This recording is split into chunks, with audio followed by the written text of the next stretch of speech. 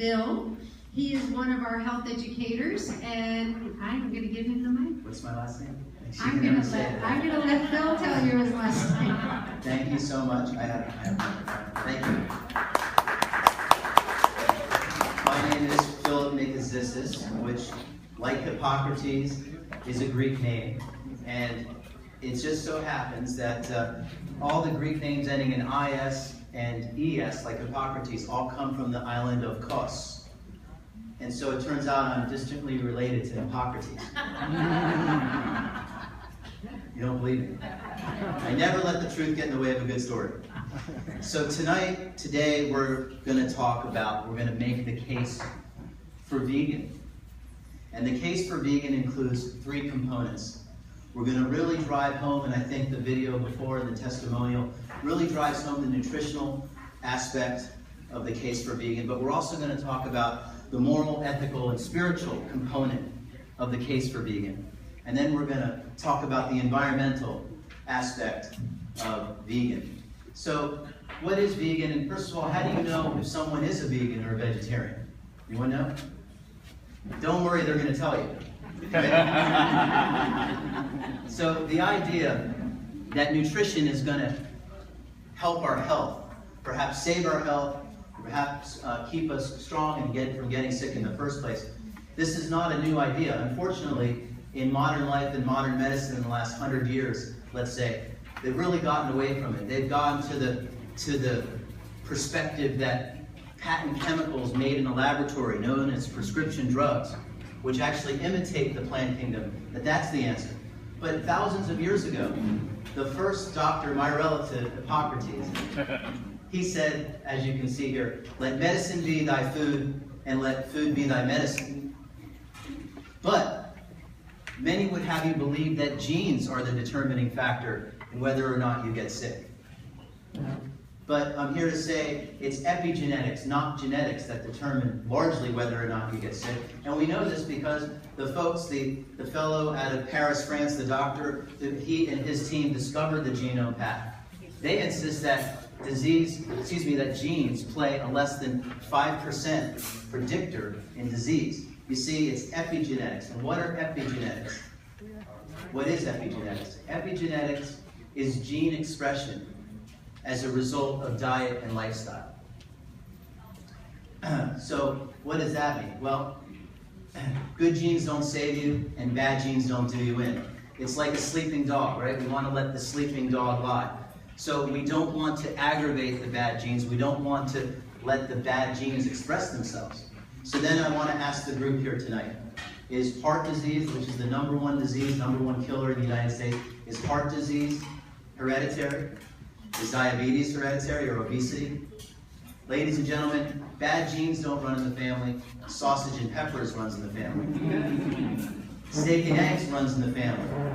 You see, breast cancer doesn't necessarily need to run in the family, but a diet high in animal fat and wearing petrochemical synthetic material against your skin 18 hours a day, now that runs in the family.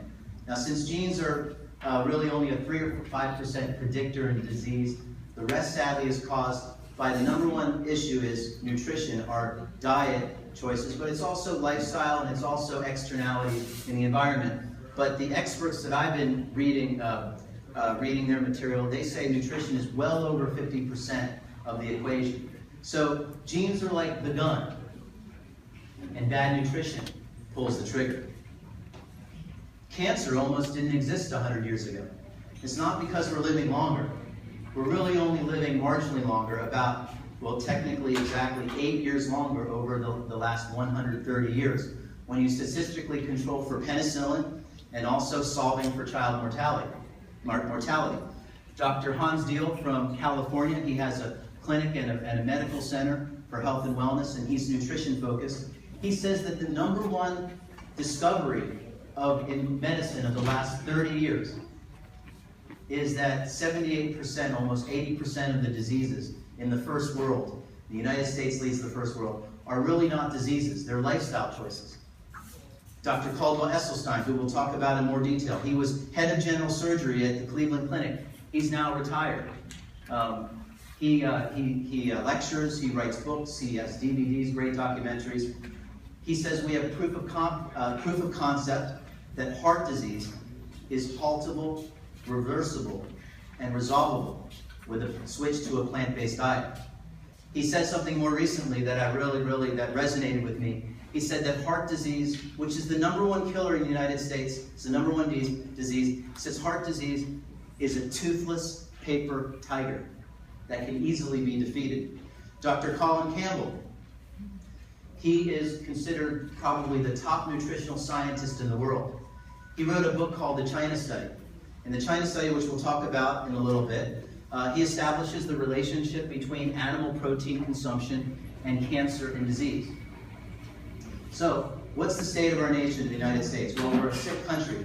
The leading cause of death in the United States is cardiovascular disease, followed by cancer and diabetes. There's 4,000 heart attacks per day. In 1928, there was only 1 per town.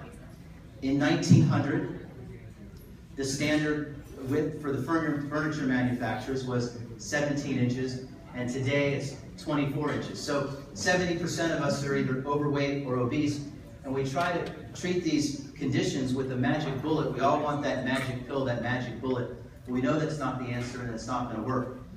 Heart disease, 500,000 people a year are having their chest cracked open and a vein taken from their leg and sewn onto their coronary artery. And what they don't tell you is that 40% of those grafted vessels are going to fail within 18 months. Why? Because people still have an animal-based diet and they don't switch to a plant-based diet. Statin drugs, they do lower cholesterol, but there's no evidence that they actually lower the chance of a heart attack. And as a matter of fact, they block something called CoQ10. And CoQ10 being blocked is what actually causes a heart attack, so they actually will help cause the very thing that they're supposed to help prevent. The average doctor exam is 7 minutes long. This leads to prescriptive promiscuity. There's 250,000 deaths a year from prescription pills. That's 11% of all deaths. And 36,000 of those deaths are from antidepressant drugs. Taking these pills because they're depressed. By the way, 70% of the serotonin is in your gut, is in your digestive system. And that's really how you solve for depression, is you eat food that's right over there on those tables there, and you will find that you will be less depressed. And if you move your body around and change your attitude, that will do way more than all those pills. And unfortunately, 36,000 people a year are dying from that. 84% of our healthcare is spent on chronic disease, and we spend twice as much on healthcare than other countries, but we're only 50th in life expectancy. So what's the cost of all this? On this slide, you can see about $1 trillion of cost just in the United States alone, with heart disease leading the way at 400 billion, diabetes 300 billion, obesity 200 billion, cancer 125 billion. Imagine, I have some political friends here tonight, imagine the burden that would be saved from the taxpayer if we didn't have this, basically these lifestyle diseases that were on the burden of the taxpayer and also costing us lost productivity and people not being the best that they can be. Now, I listed gallbladder removal surgery not because it's the 4th leading cause, but 500,000 people a year will have their gallbladder removed at a cost of about $15 billion. But did you know there is a 100% cure rate for gallbladder pain if they simply find out what the food allergy is? And Dr. James C. Brenneman, who's older now, he wrote a great book that's actually out of print for some reason, called the Encyclopedia of Food Allergies. So we've got some issues here. We have longevity of life issue. How many folks have heard of the rule of 6? And some would call it the rule of 7. Well, the rule of 6 or 7 says that every life form out of the 8 million life forms, including humans, should and do live to about 6 or 7 times their maturity age. So if we mature at 20 years old, we really should be living to about 120 to 140. But we also have a quality of life issue. People are feeling sick and they're not feeling good for decades of their life. And I think we're supposed to live a long life, and we're eventually our body's going to give out and we should go quickly. I think that's the design that we originally made to experience. So what's the culprit? The culprit we, as vegans, affectionately term the standard American diet, the SAD diet. And that's, that's not just the dollar menu. It's not just your hamburgers and fries and pretzels and Cheese Whiz and processed food and cheese and so on, and cakes and cookies and pies and all the stuff that I used to love. But it's also, if you're a foodie and you love fine restaurants, it's basically a meat-centered diet. It's the reduction sauce, it's the creamy sauce, it's the Alfredo sauce. So it's all part of the SAD diet, the standard American diet, but it's really the Western diet. It's the first world diet. And unfortunately, we're exporting these diseases. I just returned from the country of Egypt, where I was scuba diving in the Red Sea, and we had to make our passageway through Cairo, both on the way to the Red Sea and on the return. And this is a food court that I went to, and it was what I call a food desert, where there's food everywhere, but there's really not the real food that you want for fuel and life force. So we're exporting our diseases, and the second and the third world, they're running to our lifestyle. We're not just exporting the cool things and the good things like rock and roll and Levi's and Hollywood. We're exporting these problems. So in the China study by Dr. Colin Campbell, it's about 700 pages. I just finished reading it for the second time while I was on vacation in Egypt. I highly recommend this book. It's pretty much all you need to know about the case for a plant-based diet versus getting rid of an animal-based diet.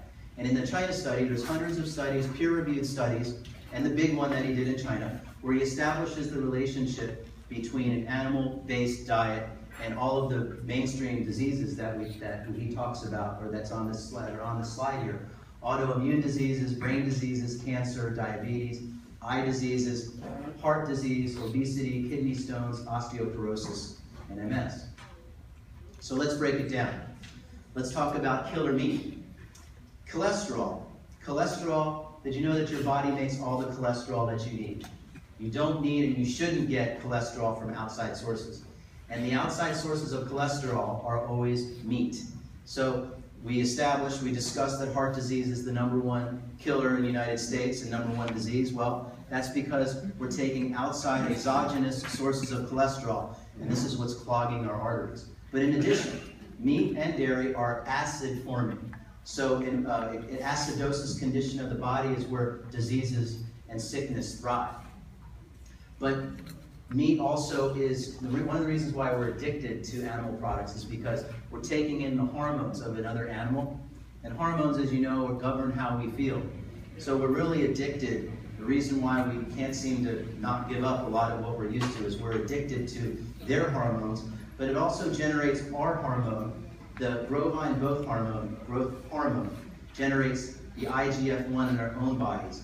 And it's pretty common that an elevated IGF-1 in our body is directly correlated to different cancers, but especially prostate cancer and breast cancer.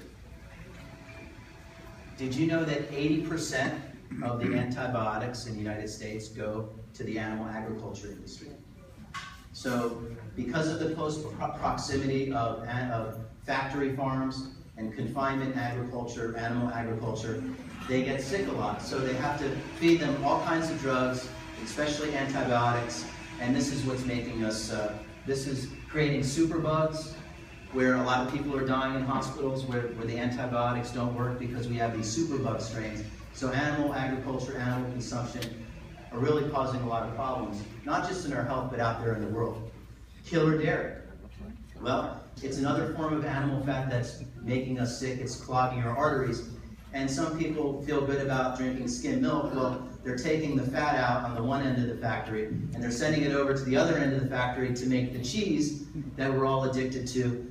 And cheese is very addictive because it has the chemical mesomorphine is actually the name of it, to make the calf want more milk from its mother.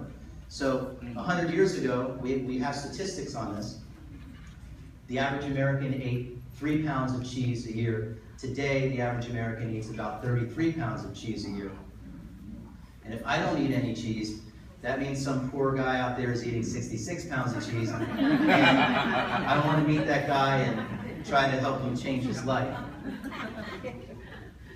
But in addition, it's acid forming.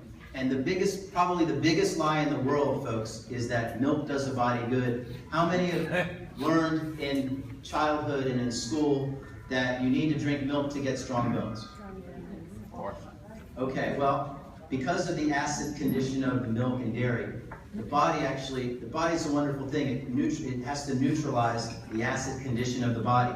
So what does it do? It goes into the bone and leaches the calcium from the bones. And you're literally urinating away your skeleton. And there have been studies that the United States is #1 in capita for bone failure. And it really has to do with the luxury food of the first world, which includes an animal-based diet. Probably most insidious is that the protein called casein, I think it's only found in milk. If it exists anywhere else, I think, well, please let me know, but it's only found in milk, and it's literally an on and off switch for cancer in laboratory rats. And by the way, that picture there is the pus from the udders of the cow because they're so overworked. And there is a certain amount of pus from the udder of a cow that leaks into the milk that's allowed by law into the milk. So the milk mustache is really, unfortunately, a pus mustache. Killer fish. This is the cover of a book by the co-director of Brian Clement, he and his wife have been running the Institute for about 40 years. And by the way, if he wasn't out of town and didn't have a conflict, he would be speaking here tonight. So to say that it's an honor to be here, that they would invite me back to speak here again, is when I say that, I want you to understand that, knowing that he would be here speaking if I wasn't. So in his honor, I decided to maybe even dress like him. And so it would just be a little, hat to Brian for that. So back to killer fish. Many would have you believe that fish is a healthy alternative to beef, but there's problems with fish. First of all, and these are things we can see. I'm not a climate alarmist or an environmentalist tree hugger. I like things that we can see. And I've looked at the statements and then I've looked at the supporting research. And the truth is, there's a universal contamination of our lakes, streams, and ocean with industrial toxins that travel from the Puget Sound in Washington State all the way to the Sea of Japan or the Atlantic Ocean. And they find lead, mercury, and PCBs in the fish flesh. Which, guess what? We eat the fish, and then that gets stored in our fat cells and in our liver. Now, I promise you that if you like sushi the way that I liked sushi, and you ate a lot of fish, you have probably copious amounts of heavy metal in your body. And this heavy metal presence in your body explains a lot of the unexplainable. A lot of the symptoms that the doctors can't figure out, a lot of times are due to heavy metal poisoning. Did you know that 10% of the people who have multiple sclerosis or diagnosed with MS do not have it? They actually have heavy metal poisoning. Now, I've got good news on this, which is that there's a doctor here in West Palm Beach, Florida, on Military Trail, Dr. Charles Honor. And I have handouts for you that I'd be pleased to hand out at the end of our discussion here. And in one of these pages, Charles Honor's name and address and phone number. And you can call, it's an $80 laboratory test. He doesn't get rich on this, but he actually specializes in heavy metal chelation. And I invite all of you to check that out in your own bodies because it could be a problem.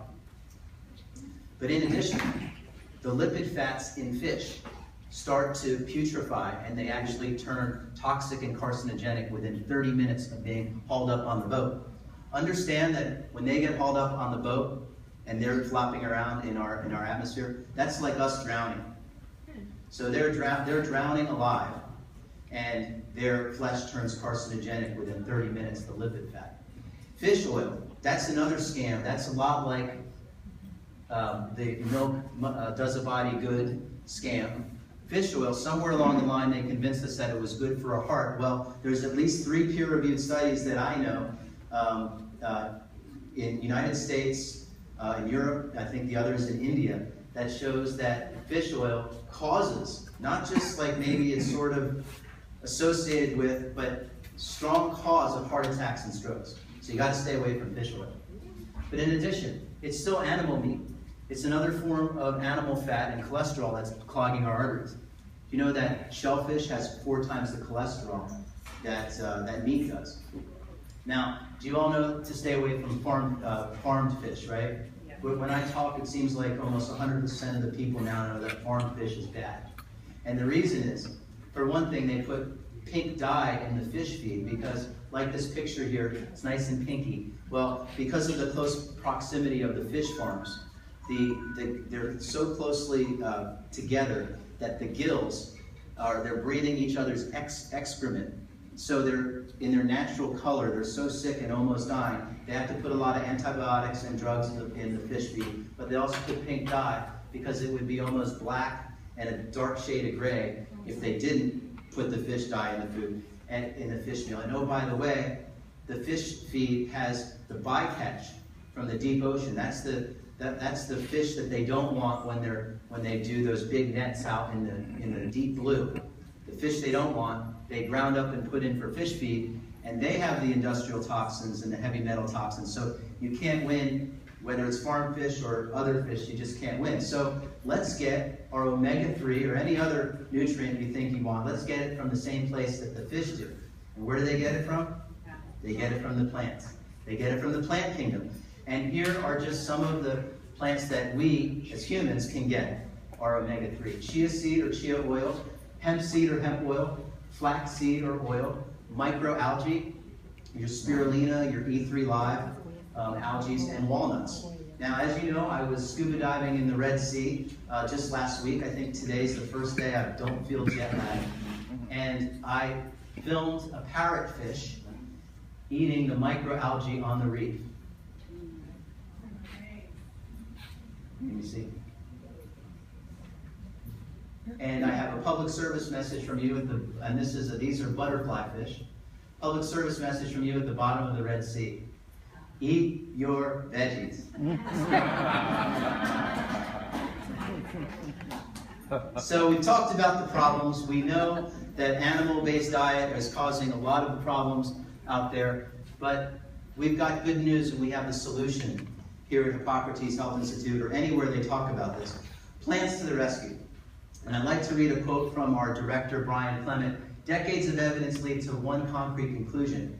Organic plant-based nutrition is the single most important factor in the prevention and reversal of all forms of cancer and all-cause diseases. Phytochemical, that's plant chemicals, found in the plant kingdom far supersede even the most ambitious attempts science has made. Well, maybe we need another second opinion on that. Well, Colin Campbell said this just a couple of weeks ago, July 10th at Freedom Fest, where I attended a conference in Las Vegas where they talk about history, art, culture, music, film, ideas, politics, health. So he headed up the panel on health, and he says, and he's in his 80s, and before he said this, he showed the slide, he says, I'm a scientist. He says, I'm not supposed to say these things, but I've been studying this so long, it's true. And what he said was, a whole food plant-based diet with little or no fat, sugar, and salt solves more illnesses than all the pills and procedures combined. So we're here sitting in Hippocrates Health Institute. It's a very important institution. They are a nonprofit organization, and they've been around for almost 60 years. The property that we're on right now is on about 50 acres, and 400,000 people have gone through the 3-week Change Your Life Transformation program. How many people are in the 3-week program right now? Great. Congratulations and good luck on your journey. Trust the process, and it's great that you're here. Thousands of us, like me, went through the 9-week Health Educator class, and one of my colleagues is here, Donna Gompers, that I 2 years ago went to the program with. And the Health Educators are here 3 times a year, and they're actually in session right now, and many of them are over this way, so it's great to see you guys. This is me 5 years ago as somebody who ate an animal-based diet, or luxury food, first world diet. That's about 45 pounds ago. And to the right is my little nephew and godson, Elias Nicozisis. And what I like about this slide is it contrasts between the birthright of a baby which is happy and healthy and supple, and an adult who through free will and through choices known and unknown, maybe makes the wrong decisions, and that's what happens there. So that leads me to a thought that a yogi guru once shared with the group that I was with, and he said, "What is number one problem in human condition?" Actually, he doesn't sound, I really need to work on my Indian accent. That sounds like the wrong continent. And he says, number one problem, lack of self-realization. So it really sunk in now that I've kind of transformed a little bit, and I'm not perfect, I'm still on a path, and we're all on a path. You know, the vegan lifestyle, it's very hard to be all you can be when you're carrying a 50-pound or 45-pound gunny sack on your back. You get tired, you're not in as good a mood, and it's very hard to be all you can be, to live out your full potential. And to live out your full potential is really what we're supposed to do in this life. It's what God wants for us, it's what our families want for us, it's what we want for ourselves. So here are just a handful of the conditions that are addressed by phytochemicals. We won't go through them all, but Alzheimer's disease, arthritis, asthma, attention deficit, cancer, cardiovascular, diabetes, MS, obesity, pulmonary disease, osteoporosis, Parkinson's, and stroke. This slide is on your handout, and you can research that at home. So it's not just Phil Nicozisis up here with some new age boulder dash, but there are some highly credentialed people like Dr. Dean Ornish, like Dr. MD, Dr. Caldwell Esselstyn, MD, Gabriel Cousins, MD, Colin Campbell, Ann Wigmore. We are in Ann Wigmore Hall, who co-founded Hippocrates Health Institute. So there are some very smart people that have dedicated their whole life to the science of plant nutrition. It's chemistry, folks, not fantasy. So let's specifically talk about Caldwell Esselstyn. He was head of surgery at Cleveland Clinic. He's retired now. But in 1987, after seeing so many sick patients and a lot of heart disease patients, he decided, let's do a study. And in the study, it was published in 5, 12, 16, and 20-year benchmarks. With statistical significance, he was able to halt, reverse, and resolve heart disease. Best of all, patients could control their health going forward. You see, no one ever blamed a health problem on a plant. It's very, very hard to overeat with plants. It also puts the sovereignty and the power back to the individual. You know, a lot of this is about food sovereignty and controlling what you eat and knowing what to do and making the right choices. And it takes it away from the institutions and the doctors who sometimes have big egos, sometimes will say, if you do that, then I won't even treat you. And so it's all about people controlling their own lives. So we know how we know if someone's a vegan. As a matter of fact, I'm so vegan I don't watch Kevin Bacon movies. And vegan is somebody who doesn't eat any animal products. But vegan's not good enough. And this is some new ideas that I picked up from some of the greatest minds. Recently I've been to some conferences and so on. It's really, I'm going to throw out a fancy phrase. It's really about organic, veganic, nutritarianism. Write it down, nutritarianism, and Google it. And the way that I would define nutritarian, I am an aspiring nutritarian. I'm not a true nutritarian. I don't know that I've ever met it. I think I know only 1 or 2 true nutritarians. And a nutritarian is somebody who seeks out the most highly nutritious foods for the purpose of fuel and life force. Not so much for recreation and entertainment. Someone who seeks out the most highly nutritious foods for the purpose of fuel and life force, not so much for the purpose of recreation and entertainment. So, for those of you who are starting on this path, try maybe plant the seed here that we want to be organic, veganic, nutritarians. So, as you've heard today, we don't cook the food. If we want to be nutritarians and we really want to get the most out of our food, to either heal ourselves, but even to help us from getting ill in the first place, we don't cook the food because we want to keep hope in our food. H-O-P-E. That stands for hormones, oxygen, phytonutrients, and enzymes. You know, when you walk into a kitchen and you smell cooked food and it smells nice, you know what that is? That's the smell of the oxygen leaving the food. And the vegan edge, the raw vegan edge that the athletes have, they think it's because it's the oxygen in the food.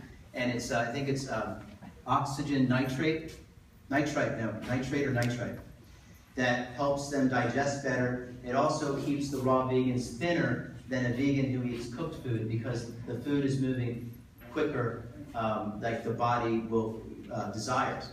Hormones. Hormones are the signals of the cells that govern how we feel. So vitamin D, for example, is found in mushrooms. And vitamin D is very important to boost the immune system and also to keep us in a good mood. Phytonutrients, plant chemicals. These are the things found in the plant kingdom that is really the future of medicine, and the future is already here. But patent chemicals known as prescription drugs are trying to imitate the plant kingdom.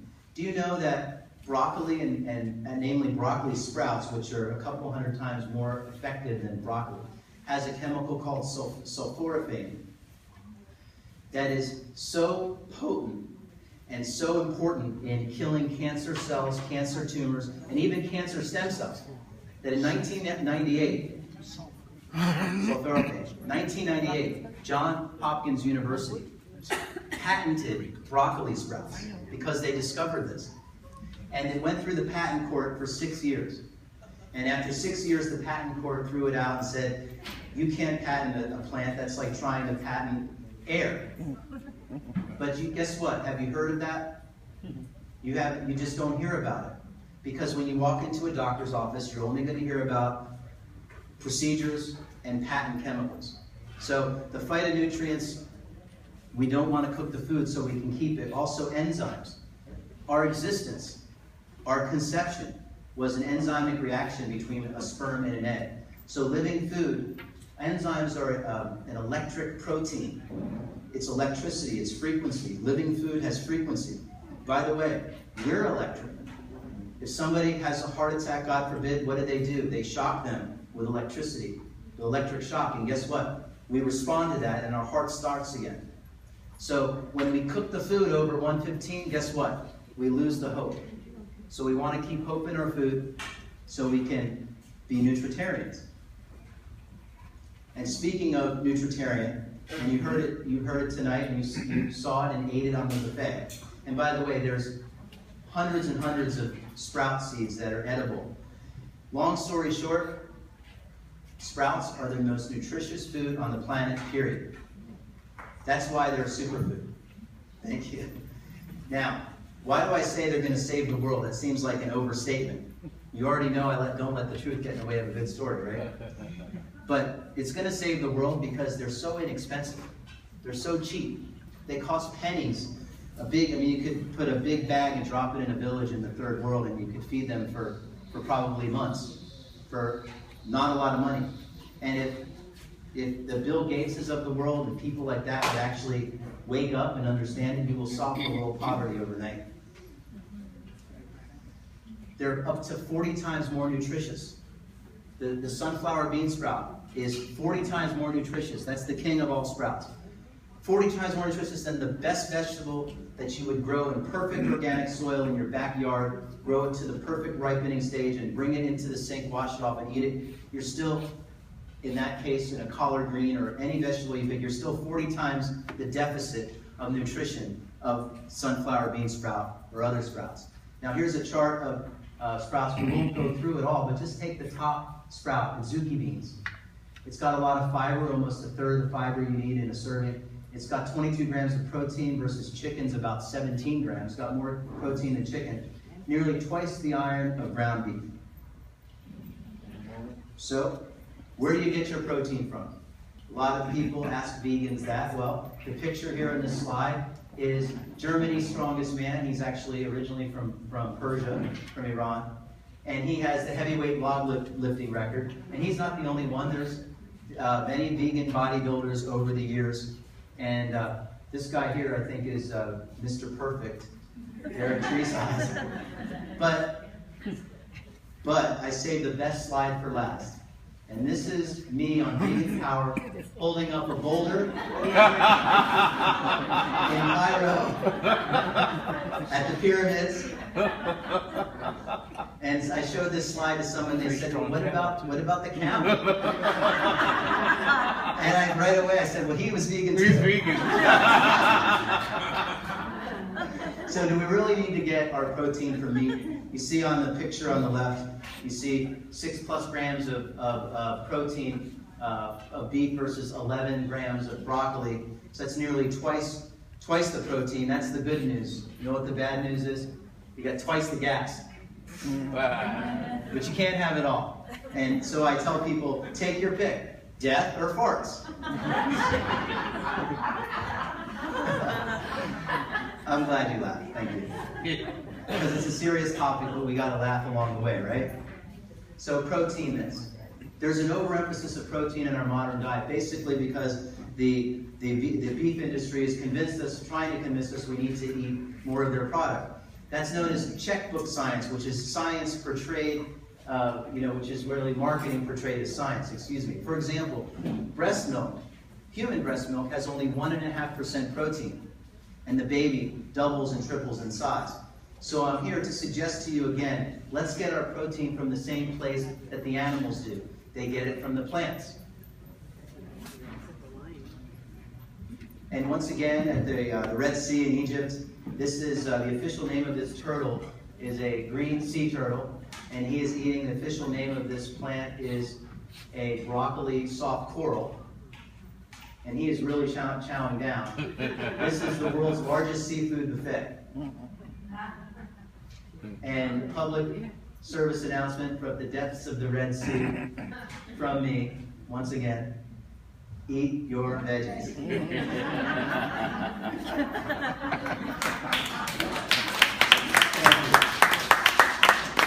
So we're moving right along. We're going to tie this up in a nice bow real soon. Some people tell me I can't do vegan, I can't give up those products because it's too extreme. But it depends on how you look at it. People also ask me, is it expensive? And I say, well, how expensive is it to be sick or have cancer or heart disease? When you buy organic and you buy vegetables at Whole Foods, which do cost a lot of money. That's why they call the place Whole Paycheck, right? But here in this slide, in this cartoon, you see the doctor saying you have two choices. We could perform triple bypass, where we open up your chest and take a vein from your coronary artery, and from your leg, and sew it onto your coronary artery at a cost of about $100,000. And he doesn't say that there's a 40% chance of failure. It will take months of recovery. Or we could put you on a vegan diet, and the patient says, a vegan diet? Gee, doc, isn't that a little extreme? So I'm here to suggest to you today, I want to plant the seed in the idea, really, a lot of what's going on in our modern life is what's normal is abnormal. And I, for one, don't want to go back to the way it was 100 years ago. I just want us to be aware and make better choices. You see, it's normal to cook food and kill all the nutrition and defeat the purpose of what the food was put here in the first place. But what's normal is abnormal. It's normal to treat symptoms with pills and procedures. But what's normal is abnormal. The Western standard American diet is normal, but what's normal is abnormal. It's normal to have our organs removed and performed drastic medical procedures, but what's normal is abnormal. It's abnormal, and in some cases illegal, and you might even lose your medical license if you prescribe a diet to treat people. So what's abnormal really is very normal. What's over there on that buffet is really different for people, and it takes 3 weeks to get adjusted to, because that's why it's a 3-week program. It takes 3 weeks. My first grade teacher taught me this. It takes 3 weeks to make or break a habit. And so 40-some years later, I've learned that in Hippocrates that it's true. It takes 3 weeks to make or break a habit. So if you don't believe Phil Nicozisis, you don't believe Caldwell Esselstyn, you don't believe Colin Campbell or Brian Clement or any of us, let's see what God says about it. Now we talked about the nutritional aspect. Now we're going to get into the spiritual, moral, and ethical aspect of the case for vegan. Well, chapter 1, Genesis, verse 29. And God said, behold, wait, should I do it a little bit? Behold, I have given you. I have given you every plant yielding seed that is on the face of all the earth, and every tree with seed in its fruit. You shall have them for food. Now, I don't want to argue or question what we've been taught. I would just wish that would have been the 11th commandment, or maybe they could have thrown out one less important one and put that in there. I think the world would be a lot better place. You see, vegan started in the Garden of Eden before the fall. It was really the Garden of Vegan. All religions espouse nonviolence and a diet without the spilling of blood, especially at the high holidays. And there have been many important change-the-world people throughout history who have been vegan, including Pythagoras, Socrates, Plato, the first Christians, who were the Essenes, Einstein, Gandhi, Max Gerson, and others. So let's talk about morality, ethics, and cruelty. Animal cruelty. On the right side, the top right picture, this is a free-range chicken farm. What makes it free-range is that tiny hole there. So if you want to feel good, people want to feel good and not buy caged animals and do free-range, well, that's your free-range. And they're in such close proximity that they cut off their beaks without any anesthesia. It's very painful. Now the slide on the picture on the bottom, it's not so clear. That's a big dumpster with male chicks from the hatchery. You see, when the chicks are born and they see that they're male, they throw them in the dumpster because, of course, they don't lay eggs, but they don't grow up big and fat. They're not very saleable meat. So they just throw them there alive and they actually crush. So we're really talking about animal agriculture, even for vegetarians who eat dairy. These are really concentration death camps. The United States, 9.1 billion animals are slaughtered yearly. That's 17,000 per second. Pythagoras. How many struggled with the Pythagorean theorem in geometry like I did? Well, he wasn't just a brilliant mathematician and geometrist. He was a philosopher, and he said, if humanity kills animals, then we will kill each other. Animal consumption exploits the mother-baby relationship. The calf is taken away as soon as the cow gives birth. The mother will cry for days, wondering where her child is. Livestock are stunned in their head, knocked slightly unconscious, then they're hung upside down and their throats are slit and they bleed a painful death. So we're talking about a culture of death versus a culture of life, which brings me to a concept called speciesism, which I learned about in a DVD, and I highly recommend you watch the DVD called Speciesism. And so I want to ask the question, why is it if our morality tells us to love each other, to treat each other nicely, certainly don't hurt or injure somebody, and certainly thou shalt not kill. This is the moral and ethical code that's across humanity. But speciesism said that somehow, magically, that ends with the human race. So I want to ask the question tonight, why should it? If we really want to, I think, fulfill God's plan and God's love for this world, then we need to have this moral ethical code throughout the entire living world. Anything with a central nervous system. Thank you. Why do people fall off the vegan wagon? Well, if you got into vegan nutrition, plant nutrition for health reasons, eventually, and only health reasons, nutritional reasons, eventually you're going to slide back into an animal-based diet. And why is that? Because we haven't fully bought into and understood this. And once I realized that's what's on the plate, and the wrong thing on the plate, an animal product on the plate, represents the confinement, the torture, the murder, and the mutilation of an innocent living being that couldn't defend itself. I promise you, once you buy into that, you will never eat another animal product again. Cause and effect.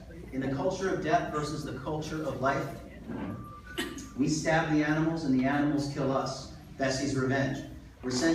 We're reaping what we sow with heart disease and a lot of these other lifestyle diseases.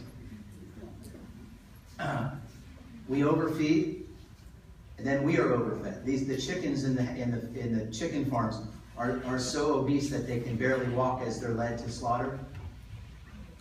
We cut up their carcasses and we cut off our limbs with diabetic amputations. So people eat animals and they get sick, and they stop eating animals, and lo and behold, they get better. So we've covered the nutritional aspect, the moral, ethical, spiritual aspect. Now we're going to talk about the environmentalist aspect. And like I said, I'm not a climate alarmist. I'm not a climatocondriac. I don't believe in computer models or theories. I believe in things that we can measure and that we can directly see. And that's what we're going to talk about right now. What we know and what we see is that the grazing fields required for animal farms require lots and lots of deforestation.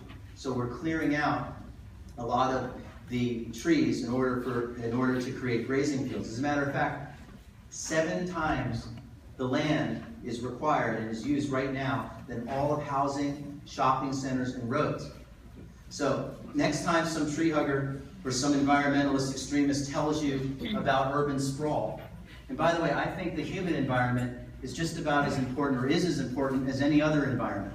So next time they tell you about urban sprawl, why don't you ask them about animal agriculture sprawl? Because it's 7 times the land needed.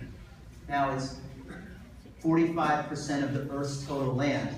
And so you see at the slides the sustainability. Well, this is unsustainable, because as the second world and the third world sprint to our first world Western diets of affluence, in the coming decades, we're going to require about the size of square footage of 7 planet Earths to accommodate the grazing fields. Let's talk about water. 56% of the municipal water goes to animal agriculture versus just 5% for households. So do they still have a drought in California? Oh, yeah. They still have, okay, great. They have a drought in California. And they're telling people it's illegal to water your lawn. They want you to take shorter showers. They give you a toilet that I need to flush 3 times. Too much information, I know. But those water saver toilets are just bad. But it's literally a drop in the bucket. 15-to-1 ratio. Animal agriculture versus plant agriculture. It's so much more wasteful to grow animals and to service that market by a factor of 15-to-1 when you consider land, water, and resources. It's also very dirty. Animal agriculture runoff, the manure, the blood, the antibiotics, runs into our ecosystems, runs into our waterways, and empties out into larger bodies of water and creates dead zones. So really, plant agriculture to supplant animal agriculture is mankind's answer. And to learn more about this, you can go to cowspiracy.com/facts or get the DVD Cowspiracy. It's a really great documentary. So then, now that we've established that plant nutrition will save your life or prevent you from getting sick in the first place, that we've made the case for ethical, spiritual, and moral case for vegan to not kill and consume animals. But also, we've established that it's a strain on the environment and it's unsustainable. So then that leads me to a provocative, unreasonable, and perhaps abnormal question. Since we know the vegan lifestyle helps the body heal and prevent mainstream diseases, that animal agriculture is environmentally unsustainable and pollutes the environment, that Pythagoras' theory that killing animal leads to humans killing humans, and Plato, we haven't even talked about him, but we'll do that now. He argued with Glaucon that an animal-eating society will lead to land disputes, wars, and require doctors and lawyers to sort out the disorder and the disease. Can you imagine that he thought of that and even maybe predicted that from almost 2,500 years ago? God commanded, Genesis chapter 129. So then the abnormal question, unreasonable, provocative question is it possible that vegan societies are the answer to the world's major problems? Or put another way, are animal-eating societies the root cause of world strife? Just asking the question. And I think the answer in both cases would be yes. So let's try to tie it all together. Little philosophy. And we do this because we eat vegan, because life is awesome. We need to recognize 3 principles about all of this. Number 1, all life comes from the sun. You see, the plant kingdom came about through sunlight. And we eat the plants, it's like getting a sunlight transfusion. But number 2, all health centers around the immune system and getting rid of inflammation. You see, I think I used the phrase immune system once or twice this entire talk before now. But this entire talk, at least on the nutrition side, was really all about the immune system. The body has an incredible ability to heal itself. You see, so the reason why we say eat vegan, the reason why we say move your body around, the reason why we say don't wear plastic clothes like compression exercise wear like Lululemon is because it freaks the immune system out. So if we're eating non-processed food over here, we're eating dead animal carcasses over there, and we're not moving our body around, and we're wearing plastic clothes, it's no wonder we get sick and many of us get cancer. You see, I'm going to make a bold statement, and that is, I think we already have a cure for cancer. It's called the immune system. You see, the reason because one person gets cancer and one person doesn't, because one person's immune system was able to keep the cancer cells at bay, and the other person's immune system didn't do so well. See, anybody about 50 or over has cancer cells growing inside their body. It's all up to the immune system to either protect it and to keep them at bay or not.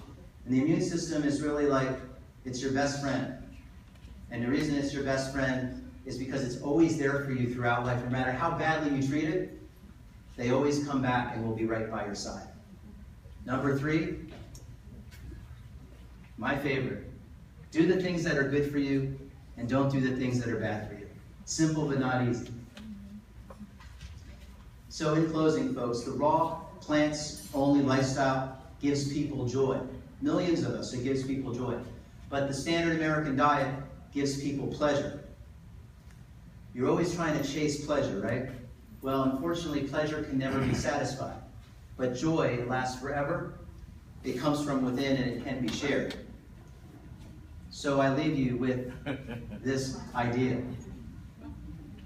The world is a strange place, but the Garden of Eden still exists. It's up to us, and I ask you, will you join us? Thank you very much.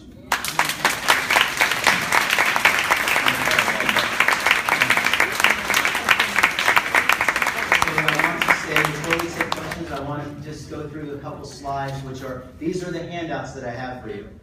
This is my food list. These are a slide on cow milk alternatives. My nutritarian lifestyle, the supplements I take, the exercise that I do, the juices that I drink. This is a reading list, internet documentary list, which is also in your handout. And some internet websites, right? Some local vegan sources, which includes Whole Foods, Hippocrates Health Institute, Got Sprouts will deliver to your home, and I believe they deliver nationally. So it doesn't matter where you live, you can live this way. And so that's everything. Let's get let me get these handouts, please. Okay. Yeah. Okay, who has some questions? Okay, actually the gentleman in the back had his hand went up first, so. I'm trying it on my own. Yeah, just eat sprouts. Yeah, my pleasure. Hi. Thank you, Phil. Thanks, Hippocrates. The question I have is this. When I'm walking on the beach, I'm seeing a ton of plant-based food called seaweed. And I'm just wondering, what's it take to take the seaweed, even on the coast of Florida, and turn that into a viable food source for us all? Well, thank you. Thank you for your question. You know, there is sea vegetables